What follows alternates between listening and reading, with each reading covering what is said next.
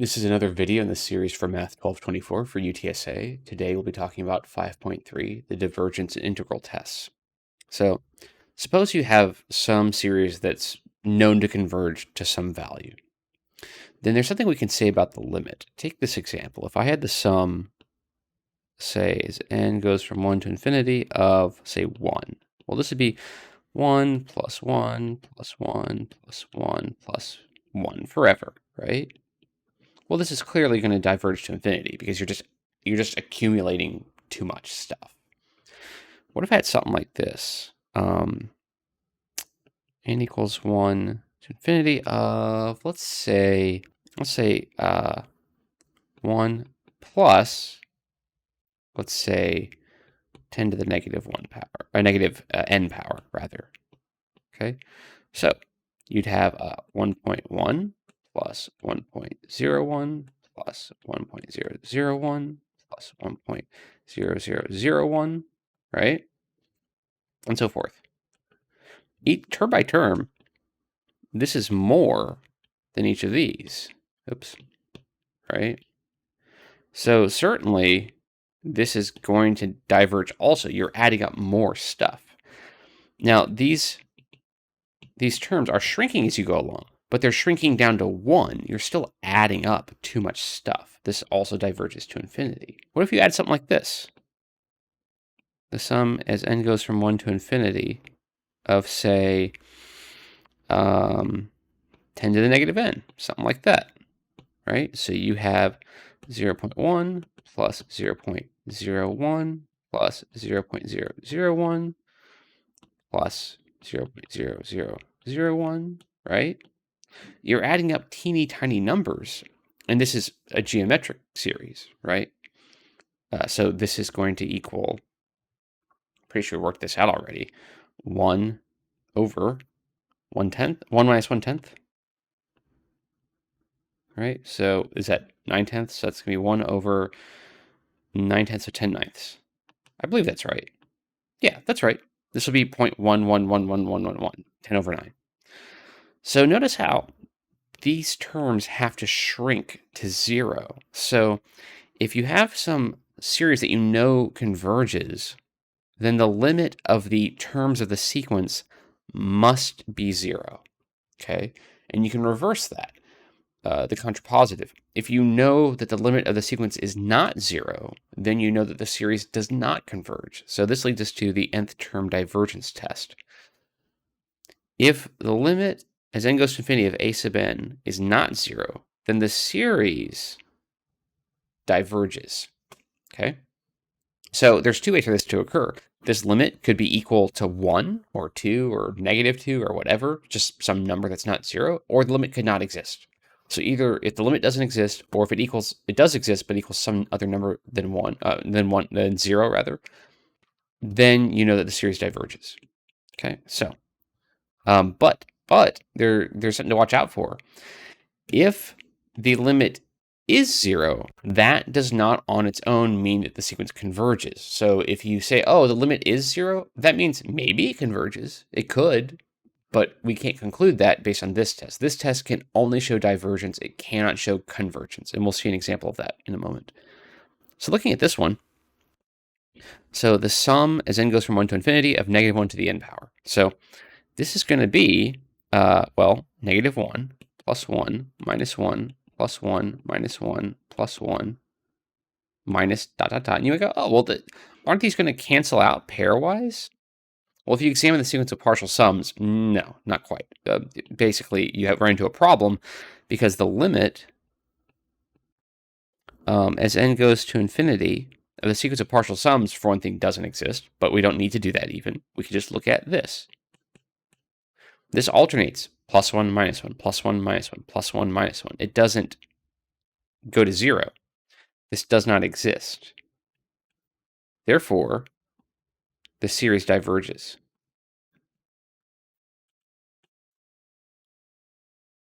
Again, in order for the series to potentially converge, the limit of the sequence must be 0.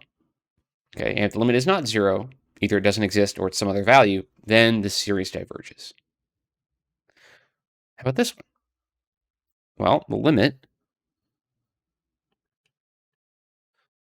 as n goes to infinity of n over 4n minus 1. There's a couple ways to do this, but I like to say, well, the minus 1 doesn't affect the result. When n goes to infinity, when n gets really large, that minus 1 doesn't really matter. So I see this as being equivalent to n over 4n in the limit. So this is going to be the limit as n goes to infinity of 1 over 4, which is, of course, 1 over 4, which is, of course, not 0. So the series diverges. Diverges by the nth term test. And on a test, you should say which test you're using to make that conclusion. We're going to have a number of tests, so by the nth term test. Okay. I didn't say it up here, but that was on the same screen, so I didn't feel the need. But now I'm saying here's the reason. I'm using the nth term test. The limit's not 0, so the series diverges. How about this one? Well, the limit as n goes to infinity of 1 over n, which you may recognize, hopefully.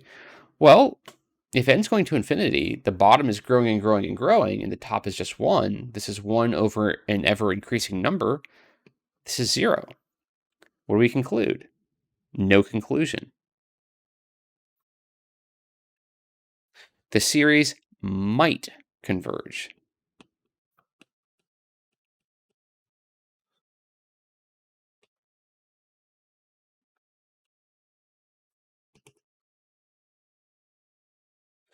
But it's a might. It's called the nth term test for divergence, or the nth term divergence test, because that's what it could show, divergence. But if we get that the limit is 0, we don't get a conclusion because that's not what the test can give you. Again, I'm repeating myself, but this test cannot show convergence. Now, you probably recognize this is the harmonic series. So, we don't get a total out of this. The values, the terms shrink too slowly to get a total, which is what we looked at before. How about this one? Well, the limit as n goes to infinity of 1 over n squared. Well, for the same reason as this one, the bottom keeps growing. This equals 0. Conclusion? We have no conclusion. Okay, and probably I should say, in both cases, using the nth term test, we have no conclusion. I should say that up here too. So,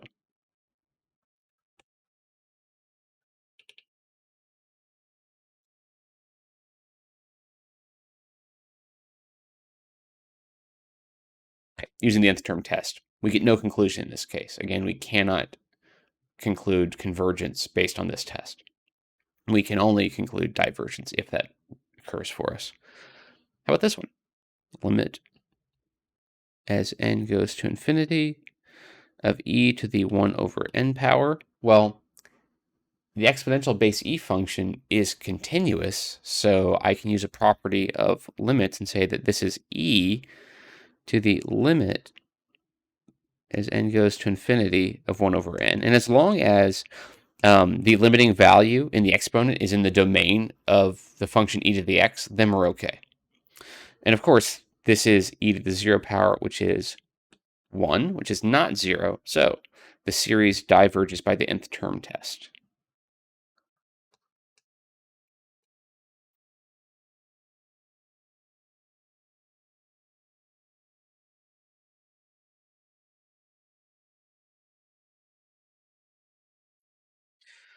Some books just call this the divergence test. Other books call this the nth term divergence test because you're looking at the nth term of the sequence. What happens to it? Does it go to 0, right? I'm going to call it generally the nth term test, or the nth term for divergence test. Okay, what's next? The integral test. So this is a very useful one.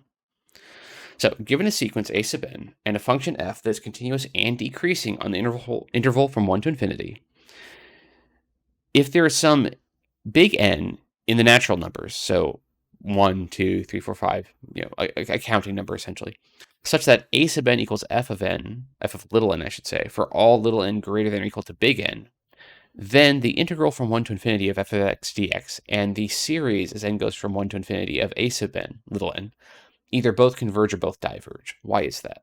Well, I'm not going to prove this. I think the book might go into some detail about why, but if you look at this graph, pretend this is our function and the initial values, say the first few values of the sequence are represented by those red heights. Assume the width of each rectangle is 1 unit.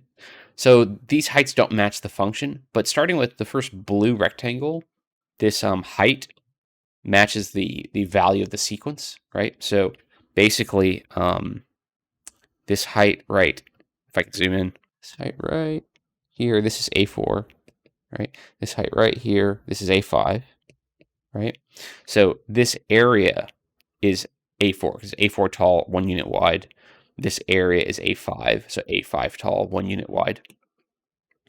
If the area under the improper integral from 1 to infinity is finite, it converges. Well, since the rectangles fit under the curve, then that would also have to be finite. So the series would converge because it fits under the integral. But notice also that there are these gaps, and also these red ones aren't even attached to the graph at all. So the value of the integral does not tell you the value of the series, right? But the convergence will match up. Either they both converge or they both diverge. Let's see an example of that. Let's say I wanted to do this example. The series, the sum as n goes from 1 to infinity of e to the negative n power. Well, if I use the function f of x equal to e to the negative x power, I could look for, well, this matches this series for all values of n, right? Is, put in 1, 2, 3 for the function, then yeah, that'll match. So how about the integral from 1 to infinity of e to the negative x dx? Is this convergent? Because if it is, this one has to be convergent as well. Now, there's two things to think about. One, this function needs to be continuous on the domain from 1 to infinity, and this is an exponential function. It is continuous. It also needs to be decreasing, right? So I need to look for, well, is this decreasing on the entire interval from 1 to infinity? So I need to look at the derivative.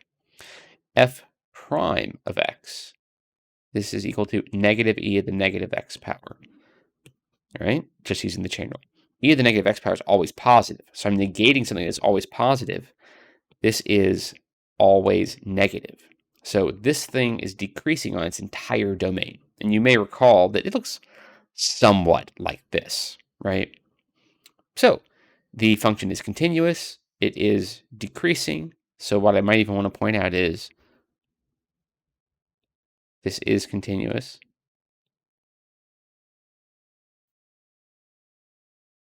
On the interval from 1 to infinity. And of course, in order to evaluate the integral, it would need to be continuous, or at least piecewise continuous. But for this property to hold up the convergence, we need it to be continuous, not just piecewise continuous. And then we show that this is always decreasing.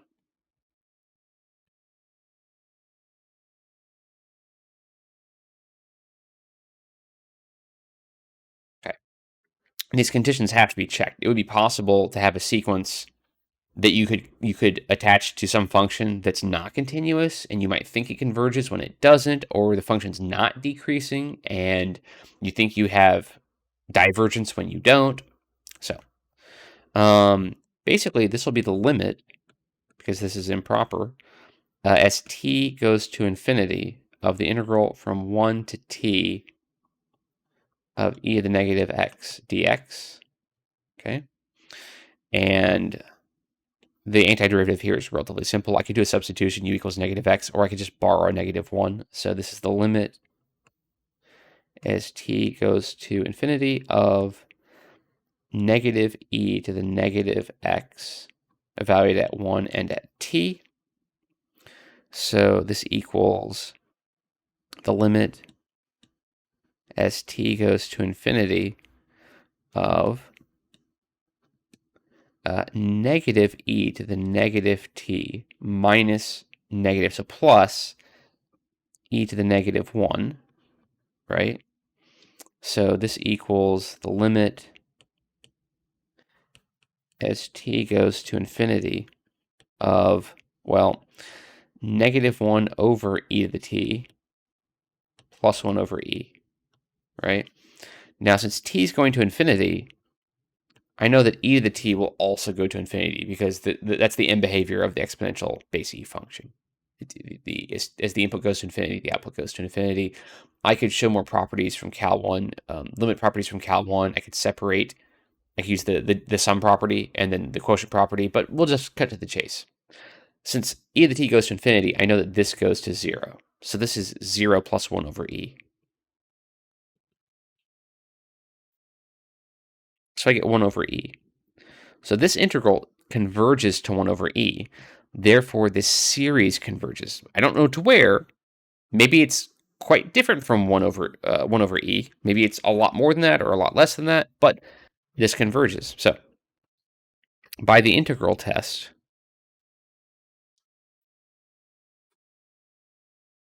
the series converges.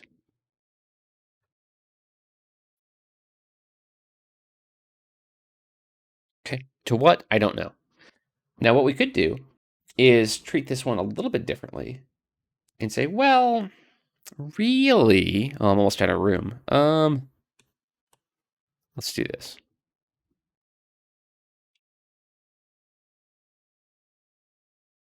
Really,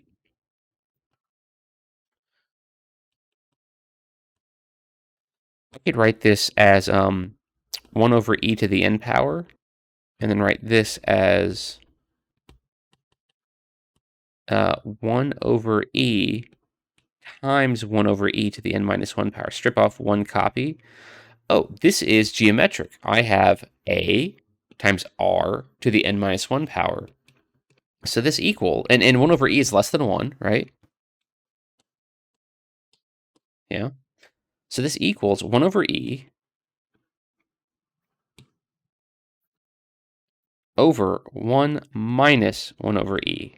That's a on top and r on bottom. They happen to be the same in this case. I can simplify that by multiplying e on top and bottom. So I'll get 1 over e minus 1. So these two values are not the same, right? So the integral test is a way to test for convergence, but it does not give you the exact value of the series. It just says, well, it's something, and maybe it's kind of close, but it's not exactly correct. It's not exactly accurate. It's not going to give you the value. In this case, of course, we didn't have to do that. We just calculate directly because this is geometric. But you might not notice it's geometric right away. So you can still use other methods to confirm convergence. And then also there may be some examples where the example is not geometric and we need to do the integral test. Okay, how about this one? And we're going to do a couple like this, but I noticed that this guy, I could use f of x equals 1 over x cubed, right? And these will match for any value of n, any whole number. These will be the same. A sub n will equal f of n. I could also write this as x to the negative 3 power. Okay. Now, this is only not continuous. And this is a rational function, so it's continuous on its entire domain. So this is continuous on the domain negative infinity up to 0, and then 0 to infinity. So this is definitely continuous from 1 to infinity, because 1 to infinity is contained within this second component of the domain. So it's continuous from 1 to infinity, which is required. Also, I need to look at the derivative. Is this decreasing? F prime of x equals, well, negative 3x to the negative 4th power, which is negative 3 over x to the 4th. So the denominator, especially since x is positive from 1 to infinity, right? The denominator is positive, the numerator is negative, so this is always negative, always decreasing.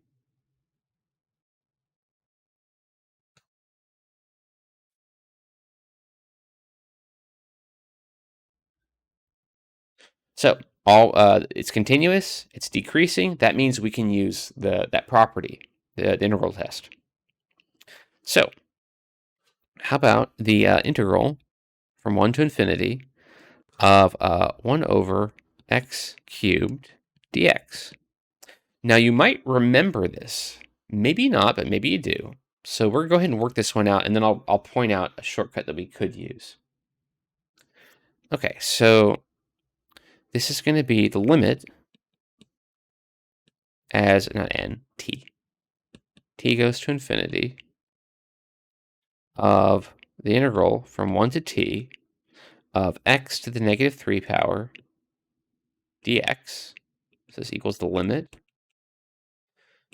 as t goes to infinity of, well, this will be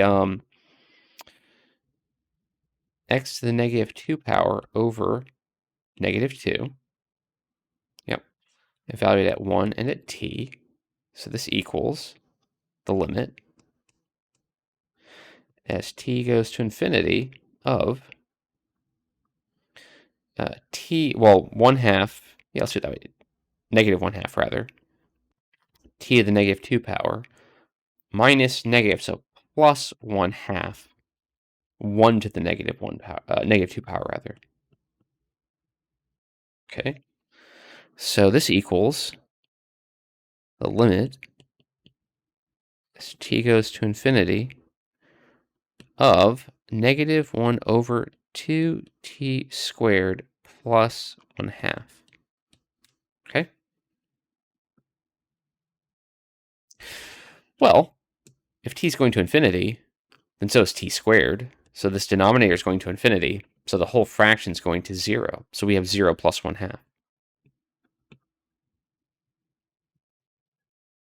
So we get 1/2. So the integral converges. So by the integral test,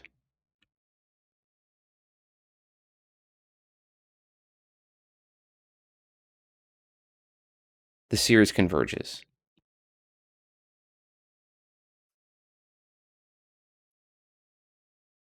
Okay.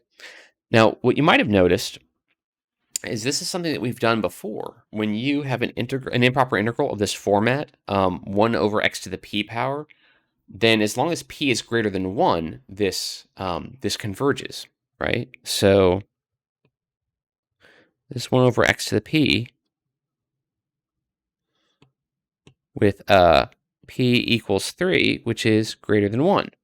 I could just say, oh, well, this integral from 1 to infinity of 1 over x cubed dx, well, this equals 1 over 3 minus 2, because this is a integral of 1 over x to the p power. So this will be, 1. This will be 1/2, right? As a bit of a shortcut, because we've done this before. So for this one, I can say, well, I'm going to compare this to f of x equals 1 over x, right? And is this decreasing? Well, let's look at the derivative. F prime of x equals negative 1 over x squared. Yep, that's negative. So this is decreasing.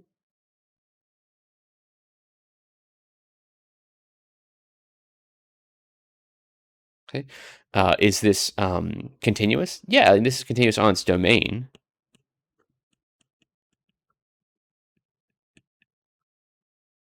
On the interval negative infinity to 0 and 0 to infinity. So yeah, it's continuous on the interval from 1 to infinity. And it's always decreasing. So we can look at, well, what's the integral from 1 to infinity of 1 over 1 over x dx? Well, this is of the form 1 over x to the p with p equals 1. So this diverges. Again, this is something that we have done previously. Okay. In fact, I should say this. Let's say this equals, say it equals infinity. Or in other words, this diverges to infinity, right? So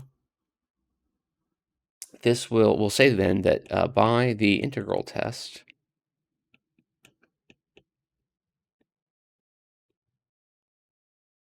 the series diverges.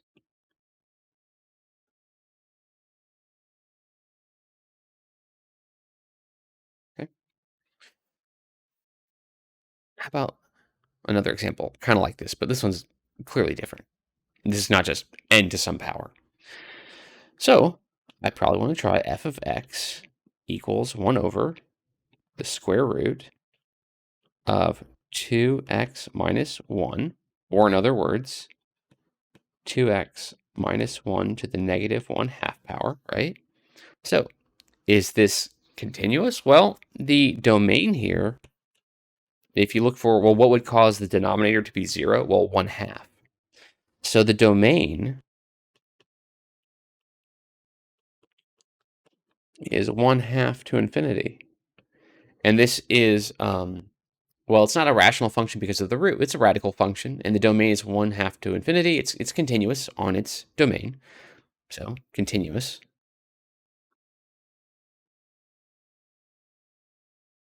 Okay. How about the derivative? So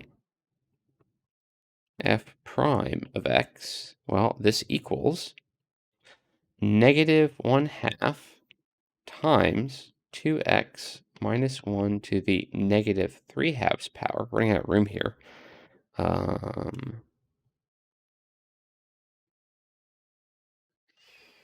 Times 2, right? So this is negative 1 over, let's say, 2x minus 1 to the 3/2 power, which that's negative, so always decreasing.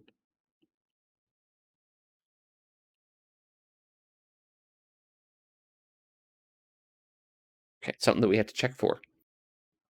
Since I'm making this up, not totally out of nowhere, I'm often just looking at the formula and saying, well, let's replace n with x, and then check, is this decreasing? Is this continuous? And if so, then we're good. Okay, so I want the integral from 1 to infinity of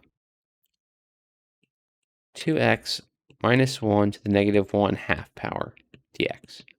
Okay, so this is going to be the limit as t goes to infinity of the integral from 1 to t of 2x minus 1 to the negative 1/2 power. Now, I could, of course, do a change of variable, u equals 2x minus 1. I'm just going to borrow a 2, so I'll have an extra 1/2 when I do my antiderivative. So this equals the limit as t goes to infinity of, well, 1/2 times, because I have to borrow 2 for the differential. That's going to be 2x minus 1 to the 1/2 power over 1/2, right, using the power rule, evaluated at 1 and t. We're going to have horizontal room there. Let's do this. I think that'll actually gain us some room. So if we simplify it a little bit, this is the limit as t goes to infinity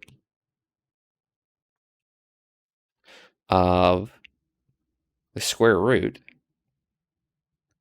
2x minus 1 evaluated at 1 and at t. Okay. So this equals the limit as t goes to infinity of the square root of 2x minus 1, 2t minus 1, minus, if I plug in 1, I get the square root of 1, which is 1. Okay, if I plug 1 into here, right, 2 times 1, or sorry, 2 times 1 minus 1 would be 1. The square root of that is still 1. Okay. So, well, when t goes to infinity, well, this thing's going to grow without limitation, right? When inside the root function grows, the root function also grows. The graph of the square root function looks like that. The end behavior as you move, as x goes to infinity, would be infinity. Y would go to infinity as well. So this equals infinity. So by the integral test, the series diverges.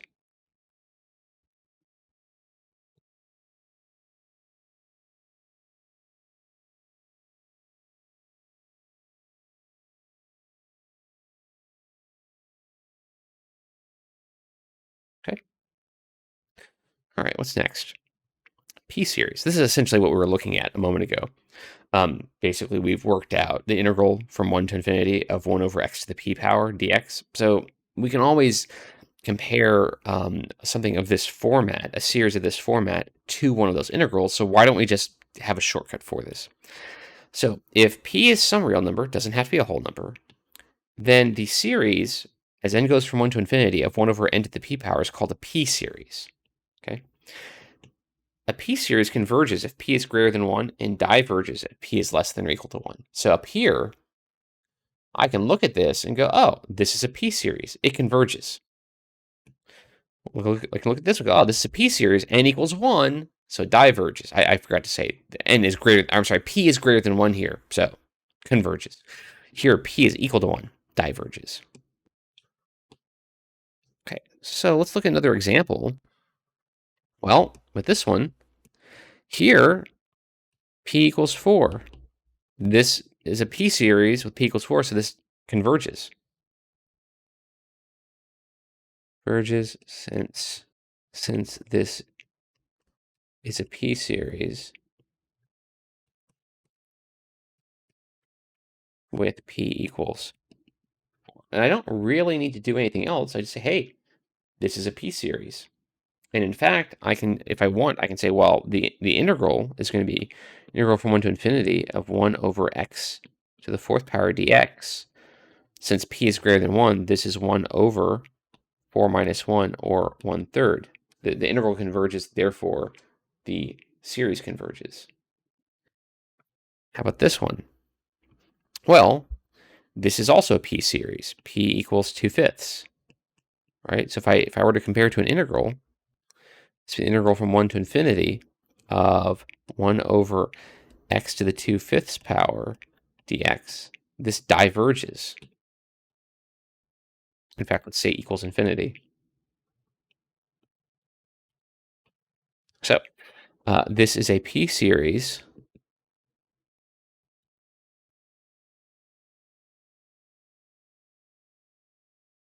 with p less than 1. So diverges.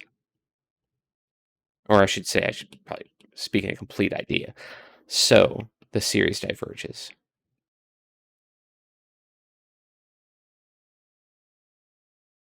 Okay. You won't always be able to do that, but if you have a p-series, we know how it's going to go because we've already gone through the trouble of working out what happens with these integrals. Okay, what's next? Oh, okay, cool.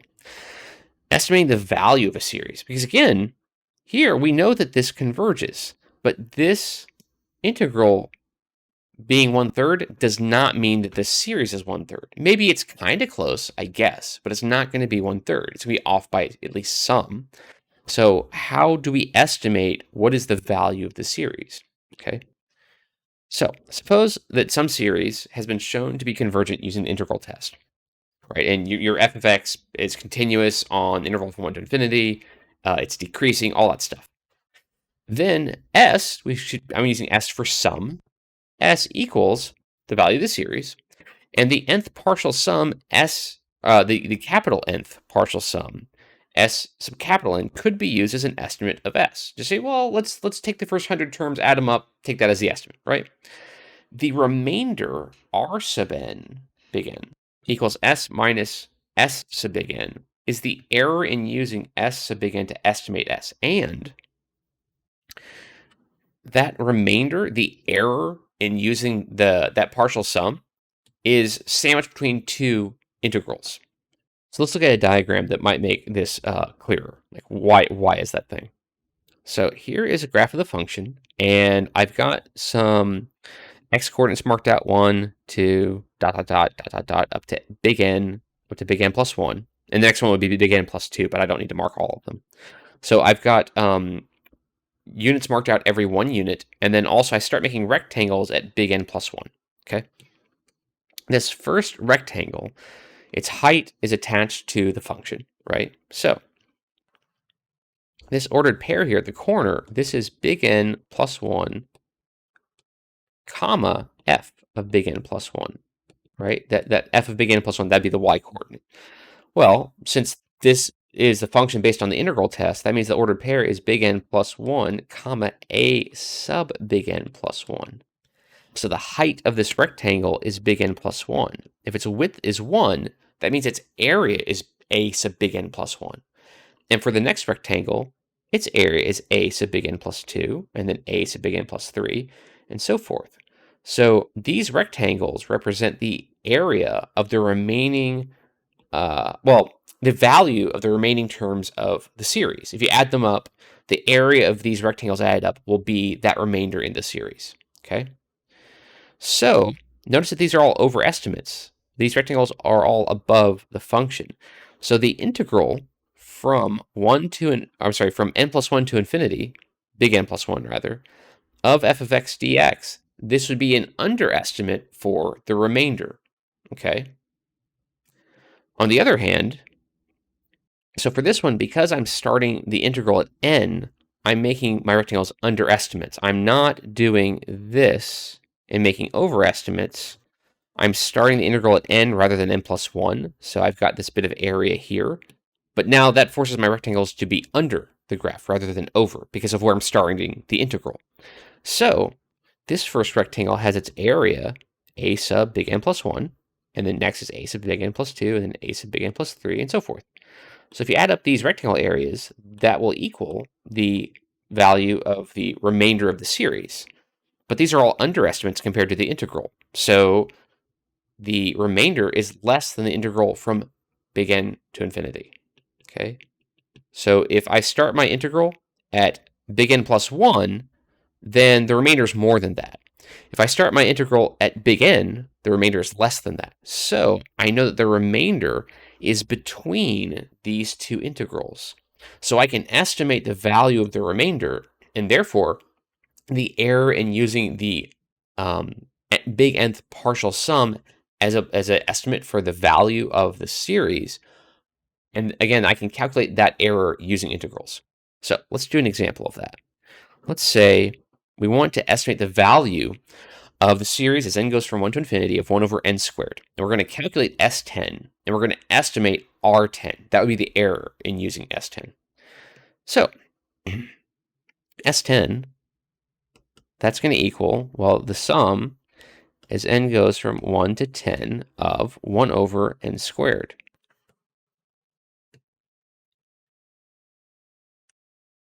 Okay, so this will be basically, 1 over 1, right, plus 1 over 4 plus 1 over 9. This can be a bit tedious. There are ways to do this with a calculator, but we'll do this one by hand. 1 over, at least I'll write it out. I'll use a calculator to add them up probably.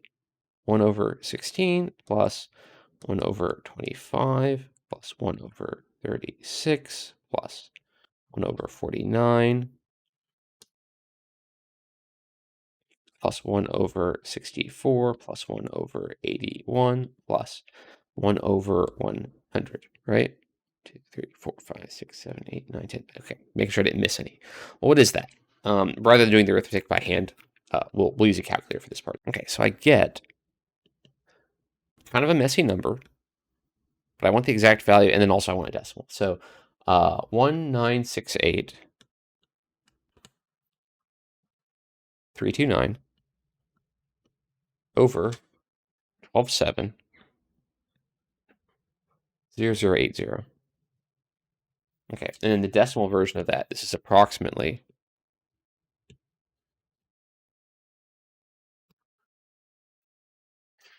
1.549767731. Okay, so how accurate is this? Is this accurate to, what is that, 8 decimal places, 9 decimal places? Is it that accurate? Well, let's find out what R10 is. So I'm going to calculate two integrals. One, the integral from 11 to infinity. Okay, that's n plus 1, big N plus 1, of 1 over x squared dx. And then also the integral from 10 to infinity of 1 over x squared dx. Okay, so There's probably a couple ways to do this. The integral from 11 to infinity 1 over x squared dx. There's two ways to do this. One way is slightly more clever. This is equal to the integral from 1 to infinity of 1 over x squared dx minus the integral from 1 to 11 of 1 over x squared dx, right? And we already have a technique for this one, right? We have a formula because this is 1 over x to the p power. So this is 1 over 2 minus 1, so 1 essentially, right? Minus, well, what's this one? Well, this will be x to the negative 1, well, negative x to the negative 1, right? Evaluate at 1 and 11. So this will be 1 minus negative 1 over 11 minus negative 1 over 1. So 1 minus negative 1 over 11 plus 1, right? So I get 1 plus 1 over 11 minus 1. So I get 1 over 11. So this is the least the error would be. This is off by at least 1 out of 11. So off by kind of a lot, right? What is this as a decimal? This is 0.09, and repeating, right? So yeah, it's not even accurate to 2 decimal places. It's off by quite a bit. So not super accurate. Let's see and this is the least the error could be. The error could be more. So let me do this. I move this over a little bit. This is the lower end of what the error could be. Let's do this. Let's do the integral from 10 to infinity of 1 over x squared dx. So this equals the integral from 1 to infinity of 1 over x squared dx minus the integral from 1 to 10 of 1 over x squared dx. So this equals, again, 1 over 2 minus 1, right? Or 1, in other words, minus negative x to the negative 1 power, evaluated at 1 and at 10. So this will be 1 minus negative 1 over 10 minus negative 1 over 1. So we get 1 plus, 1 over 10, triple minus 1, so I get 1/10, or 0.1. So the error is between 1/11 and 1/9. R10 is at least 1 out of 11, and at most 1 out of 10. So off by kind of a lot.